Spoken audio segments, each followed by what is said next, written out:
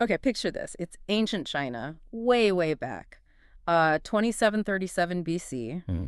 Emperor Shennong is boiling some water, just, doing his thing. Right. And a leaf, just a single leaf from a tree nearby, floats down, lands right in the pot. Just happens to fall in. He takes a sip and bang, tea. The world gets tea. Wow. That's quite the origin story. Maybe a bit romanticized, but still. Well, it's the myth, right? For the second most consumed drink on Earth, only water beats it. A pretty transformative leaf, then. Set the stage for, well, centuries of culture, trade. And deep dives like this one. Exactly. And today, we're diving deep into the modern journey, the strategy of a company trying to lift up a specific origin onto that global stage, Nepal Tea Exchange. Ah, yes. We've got some really interesting source material on them. It really breaks down their strategy. Using those classic business frameworks. Yeah. Things like the value delivery sequence, Porter's value chain, business unit strategy, even the BCG Matrix. Proper analysis. So our mission here is to unpack what this analysis tells us. How's this company trying to make Nepali tea a global name? What are the actual strategies? The innovations? Exactly. And what can you, listening, learn about applying these big business ideas by seeing how Nepal Tea Exchange puts them to work, all based on the source material we have? Okay. Let's see what we can brew up. Let's get into it. So Nepal Tea Exchange, NTE, founded pretty recently, 2021. Yeah, quite new. What's the big picture, the core ambition? What's driving them, according to the source? Well, fundamentally, it's about elevating Nepalese tea globally. Their vision, as the source lays it out, is for Nepali tea to get that recognition, that value worldwide for its unique origin, its quality. So not just selling tea bags, it's about building an identity for Nepali tea. Precisely. And their mission flows from that. How so? What are the practical steps? Well, the mission is pretty direct. Popularize Nepali tea, both at home and internationally. Okay. And a big piece of that is tackling problems like mislabeling. Which is a huge issue in tea, right? Darjeeling being passed off. Exactly. That kind of thing. And fixing supply chain problems. But crucially, it's about creating direct market access for the farmers, for the quality tea. Direct access. That sounds key. So what products are they actually selling through this system? The source lists a few categories. They're focused on premium orthodox teas from the Himalayas. Right. So you've got black teas, green teas, herbal, and specialty options. Any specific examples mentioned? Yeah, they list organic Ilam Black, Nepal Ilam Green, something called Tranquil Herbal Tea, and a real standout, the signature high-grown Nepal Golden Tips First Class. Ooh, Golden Tips. Sounds fancy. It usually is. Top-grade stuff. And beyond just the tea leaves, what services do they offer? They handle wholesale and export services. The source specifically mentions a push into the U.S. market initially, bulk options too. Okay. And a core innovation seems to be their direct sourcing platform. It's on their website, social media, integrated with e-commerce like Daraz. Daraz. That's like the Amazon of South Asia, right?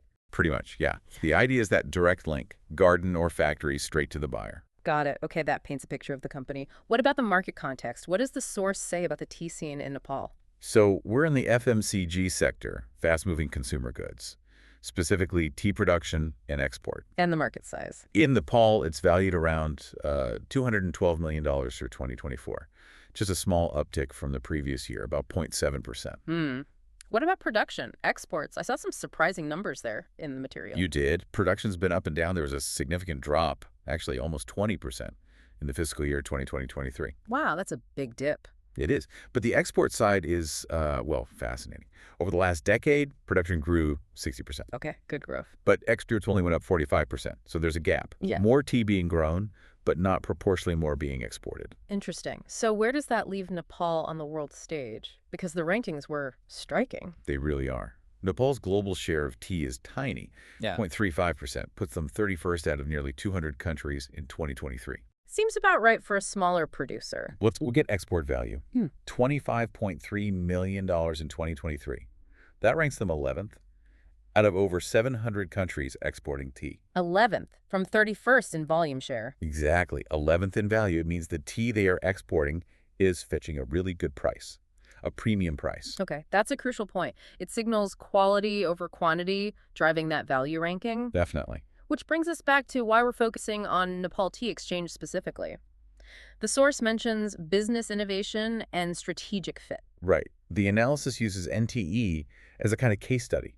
showing how they're applying innovation and how their approach aligns with these business concepts like Porter's value chain business unit strategy. They're not just, winging it. No, there's a deliberate strategy being built. And what specific innovations make them a good example, according to the source? Well, there's that direct sourcing platform we mentioned. Plus, their success on platforms like Duraz. Becoming a top-selling tea brand there is significant. And the strong emphasis on sustainability, on transparency, that's core to their model. Any specific products doing well on Duraz? Yeah, the source calls out spearmint tea and, interestingly, Yak Mountain Masala Chia. Yak Mountain Masala Chia. That wasn't in the main product list earlier. No, it wasn't. Which is interesting, right? Shows maybe what resonates specifically on that platform doesn't always fit the neat strategic categories. Real-world sales data. Good point. And who are they up against? Competitors. The source lists a couple. Kanchenjunga Tea Estate, Nepali tea traders. They also focus on exports. Okay. And domestically, there's Swiro Tea, more focused on urban markets, modern blends, that sort of thing. Right. Okay, we've got the landscape. Now let's start applying those frameworks. The value delivery sequence first. Remind us what that's about. It's basically a three-step process. Figure out what value customers want, create that value, and then tell them about it effectively. Choosing, providing, communicating value. Okay. Step 1, choosing the value. How does NTE figure out what customers want? Based on the source, it starts with market research. They look internationally, Europe, USA, Japan. What are they seeing there? Demand for organic, traceable, ethical teas, especially with health-conscious consumers. Makes sense. So they work with farmers, asking that key question, the source quotes, what do global consumers want in a cup of Himalayan tea?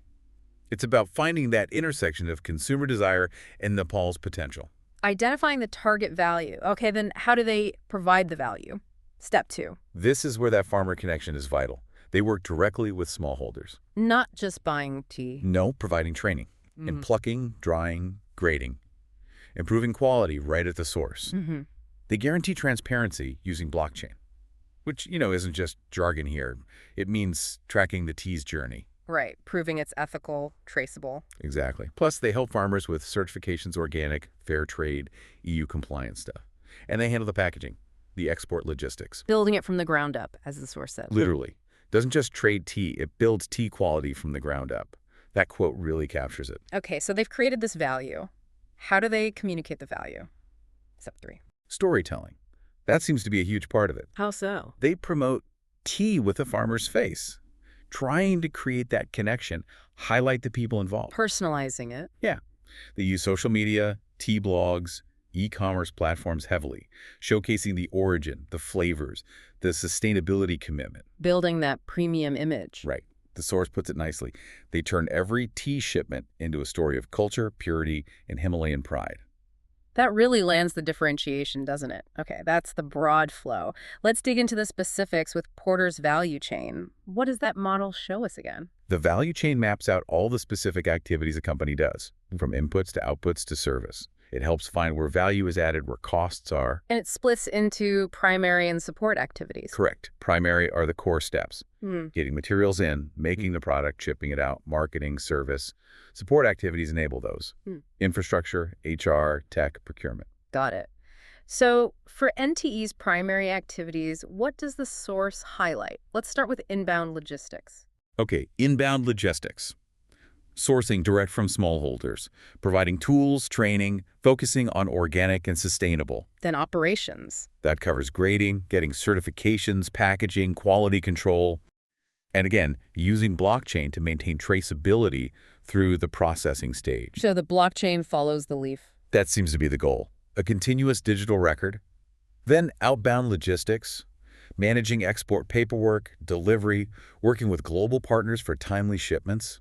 Crucial for freshness. Makes sense. Marketing and sales. Heavily digital, as we said. E-commerce, online storytelling, pushing that ethical premium image. And service. That includes supporting the farmers with feedback, offering festive blends or bulk deals to buyers, and handling any after-sales stuff. Okay, what about the support activities, the enablers? Right. Firm infrastructure. Yeah. Head office in Kathmandu, focus on transparent, ethical governance. Human resource management. Big focus on empowering communities, women, youth farmers, field training, supporting producer entrepreneurship. Good technology development. That's their investment in digital platforms, those storytelling techniques.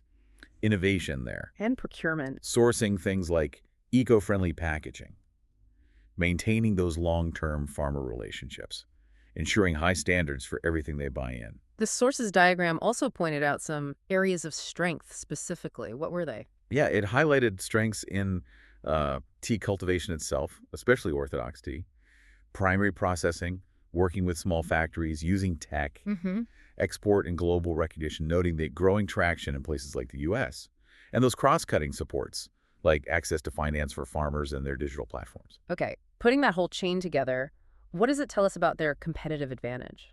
It strongly confirms their strategy is differentiation-focused. Not price. Definitely not price. Their edge comes from unique value points identified in the chain. The blockchain traceability, that's a trust factor. Right. There's storytelling marketing, making it personal. And that deep commitment to sustainability and ethics, that resonates with certain consumers. So they are not trying to be the cheapest tea on the shelf. Absolutely not. It's about premium value. There's that funny quote in the source. Get the academic career one. Yeah. Their value chain is more organized than my entire academic career. Laughs is, yeah, that one hits close to home. Did the source suggest any ways to optimize this value chain further? It did. Ideas like partnering with local eco-packaging firms to maybe cut costs there, looking into bulk options for certain segments, Okay. using more targeted digital marketing like SEO or influencer stuff for better ROI, maybe partnering with third-party export specialists to streamline logistics. Makes sense. And adding more value? Yeah, suggestions like creating unique limited edition blends using local Nepali herbs, and maybe training farmers in more value-added processing steps themselves. Right. Continuously refining and enhancing. Okay, let's shift gears from the overall process to how they manage different parts of the business. Business unit strategy. What's the idea there? Business unit strategy is about tailoring plans for specific segments. Could be a product line, a region, a channel. So more granular than the big corporate strategy. Exactly. It's about how that specific unit competes in its market to help the whole company succeed. How did the source distinguish the two, corporate versus business unit? The source had a table. Basically, corporate strategy is about the overall direction, the portfolio, big resource decisions, top-level stuff. Business unit strategy focuses on competitive advantage within a specific market, decided by unit managers, using strategies like differentiation or focus, not broad corporate moves like mergers. Got it. So applying this to NTE, the source walks through the 5 steps of strategic planning for a business unit. Step 1, the business mission. Right. Step 1, the business mission. The source states it as empowering Nepali tea farmers and delivering authentic, traceable Himalayan tea experiences worldwide. Clear link between social impact and customer experience. Dual focus. Step 2, SWOT analysis, always crucial. What did the source find for NTE? Strengths first. Strengths. That blockchain traceability again. Strong ethical sourcing. Growing brand identity in their niche. Developing global customer base. Okay. Weaknesses? Limited physical retail presence inside Nepal. Dependence on international shipping complex. Costly. Still needing to build more domestic awareness. And high initial costs for the premium ethical model and expansion. Right. External factors. Opportunities. Significant ones.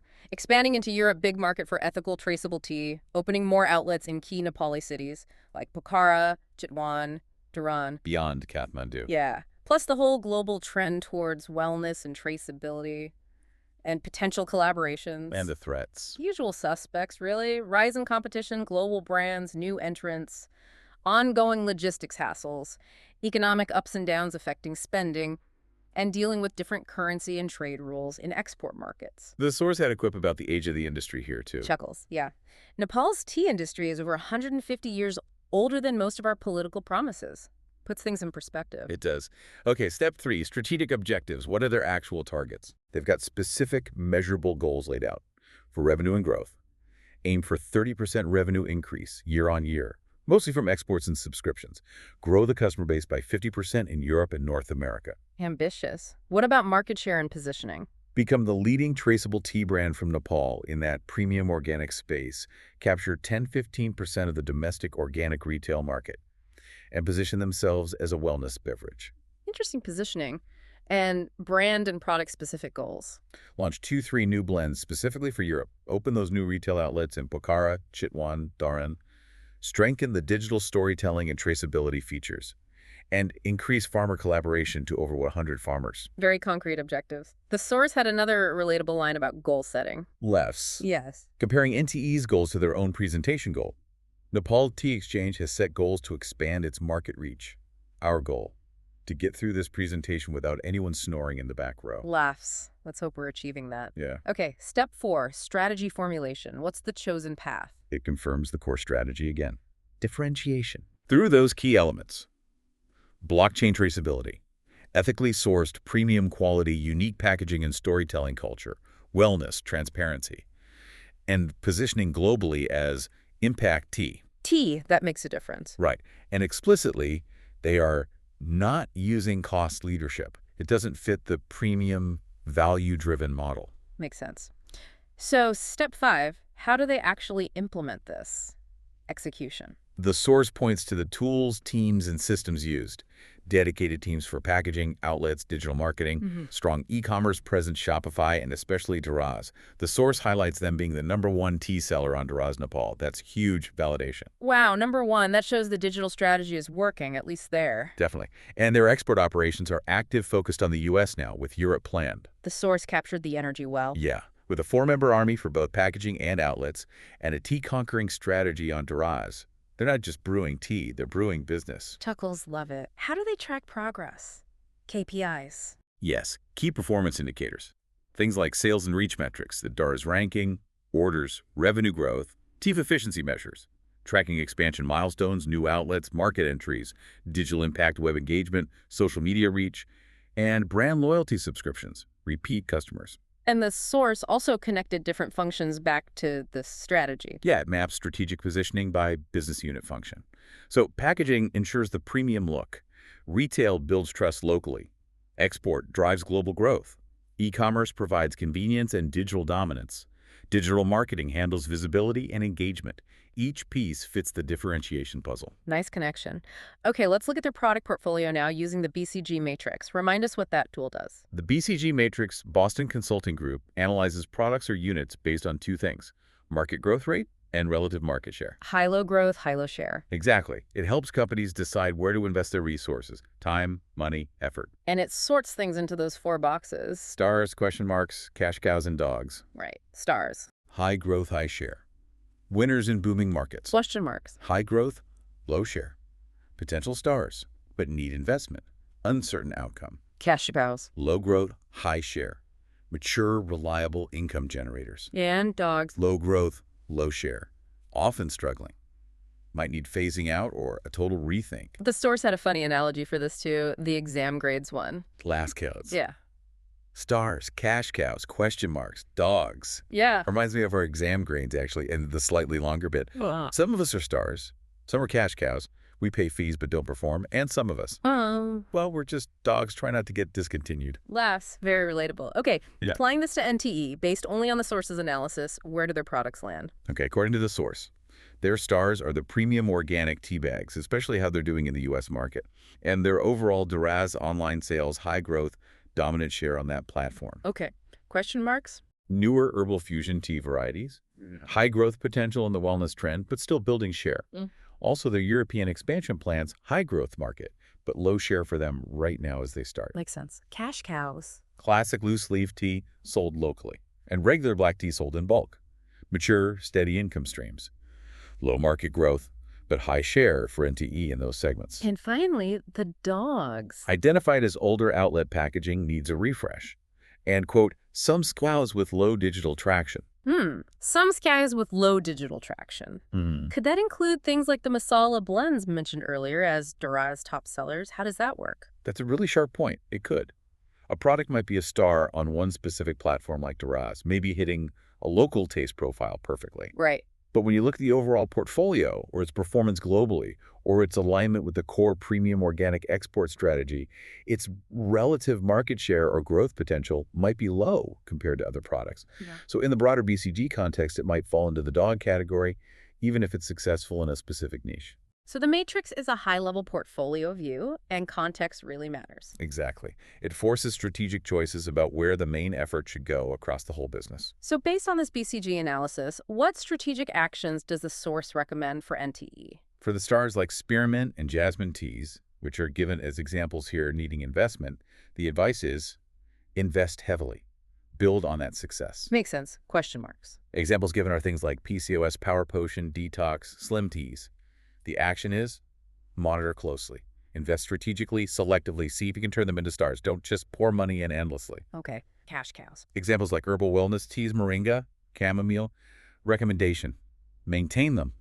Focus on efficiency. Harvest the cash they generate. Don't overinvest in major growth. And the dogs. Here the source specifically names masala blends and souvenir sets as examples needing action. The recommendation is consider divestment, or at least very limited promotion. Maybe reposition them like the souvenir sets for a specific tourism gifting niche, rather than mainstream focus. So the matrix really helps map out resource allocation priorities. Precisely. Where to double down, where to watch carefully, where to maintain, and where to potentially pull back. Okay, we've covered a huge amount of ground. From vision to value chain to strategy to portfolio, what are the main takeaways from this whole deep dive according to the source's summary? A few key things stand out. 1. NTE is clearly positioning itself as a leading premium exporter, with plans for Europe building on successes like Duraz. Right. 2. Their value chain is deliberately built for differentiation. Strong marketing, logistics, traceability, not just cutting operational costs. 3. Their business unit strategy is clear: farmer empowerment, global reach, executed via targeted expansion, especially digital. And 4. The BCG Matrix gives them that data-driven lens to manage the product mix, identifying stars to push, dogs to reconsider. How has using these tools actually impacted their business in the real world? Any examples? The source connects the dots. Value chain insights helped leverage marketing and logistics strengths. The BU strategy-guided expansion, like new outlets and the digital push. BCG refined their product focus, knowing to invest more in, say, spearmint or jasmine, and rethink the masala blends or souvenir sets. So it leads to concrete improvements. Yeah, things like market expansion, using U.S. insights for Europe, better brand visibility, Duraz dominance from digital marketing, and sharper product focus, prioritizing high-growth blends. It really shows these frameworks aren't just academic, they drive decisions. Especially when you consider Nepal has, over 16,000 hectares of tea gardens? That's huge potential. It really underscores the scale of the resource base they're tapping into. Connecting those farmers to premium global markets is the core challenge and opportunity. What recommendations did the analysis offer for NTE going forward? Areas for improvement. Okay, areas for improvement. Expand physical presence in Nepal, beyond Kathmandu, for better domestic reach. Optimize logistics faster, more reliable delivery both home and abroad, and innovate product packaging more sustainable, more travel-friendly for export. And specific strategic moves. Keep investing heavily in those star products, like jasmine and spearmint. Use data analytics more, understand customer behavior for personalization, retention, and double down on brand storytelling. Keep promoting the culture, the farmers, the sustainability angle. Looking ahead then, what's the future outlook for the tea industry generally and for NTE within it? Global tea market trends look positive.